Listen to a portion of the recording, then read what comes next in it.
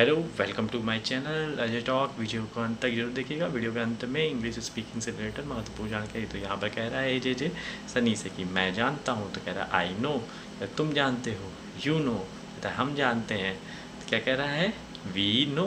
फिर उसके बाद कह रहा है वे जानते हैं, कह रहा है दे नो, कहता है मैं समझता हूँ। तो यहाँ पर जे कह रहा है आई अंडरस्टैंड, तुम समझते हो, कह रहा है यू अंडरस्टैंड, कह रहा है हम समझते हैं। वी अंडरस्टैंड, कहता है वे समझते हैं, दे अंडरस्टैंड।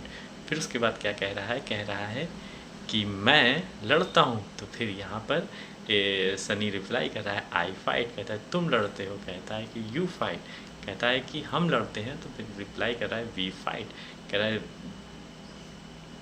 रहा है कि वे लड़ते हैं, तो they fight. So thank you so much for watching मी। आपको नाउन, प्रोनाउन, एडजेक्टिव और वर्ब की डिफिनेशन आनी चाहिए, ये बहुत ही लाभदायक होगा।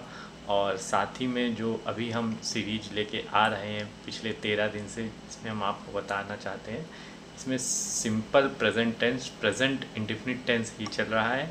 और प्रेजेंट इंडेफिनिट टेंस को पहचानने के लिए जो हमारे वाक्य होते हैं, वाक्य के अंत में ता है आता है। क्या आता है? ता है, इसकी पहचान होती है। और इसके साथ वर्ब में वर्ग की फर्स्ट फॉर्म लगती है। आई के साथ एक अपवाद होता है कि हम वर्ब में एस या ई एस नहीं जोड़ते हैं। आई एक सिंगुलर प्रोनाउन है, उसके बाद भी हम इसमें एस या ई एस वर्ब में नहीं जोड़ते, ऐसा एक्सेप्शन होता है। तो और बाकी जो यू वी दे हैं ये प्लूरल होते हैं, तो इनके साथ हम एस या ई एस वर्ब में नहीं जोड़ते हैं और वर्ब की फर्स्ट फॉर्म ही लगाते हैं। प्रेजेंट इंडेफिनिट टेंस ही अभी पिछले 13 दिन से हमारे वीडियो में चल रहा है। और साथ ही में हम आपको ये भी बताना चाहते हैं कि नाउन आपको आना चाहिए। नाउन के 5 काइंड्स होते हैं। नाउन को पहचानने के लिए क्या होता है कि जैसे कि किसी व्यक्ति, वस्तु, स्थान या भाव के नाम को हम संज्ञा कहते हैं। और जब संज्ञा को हम दूसरे नाम से बुलाते हैं, जैसे किसी का नाम को हम दूसरे नाम से बुलाएं, pronoun is a word which used in place of a noun. तो यहाँ पर हमको क्या करना है, नाम को बस बदल देना है।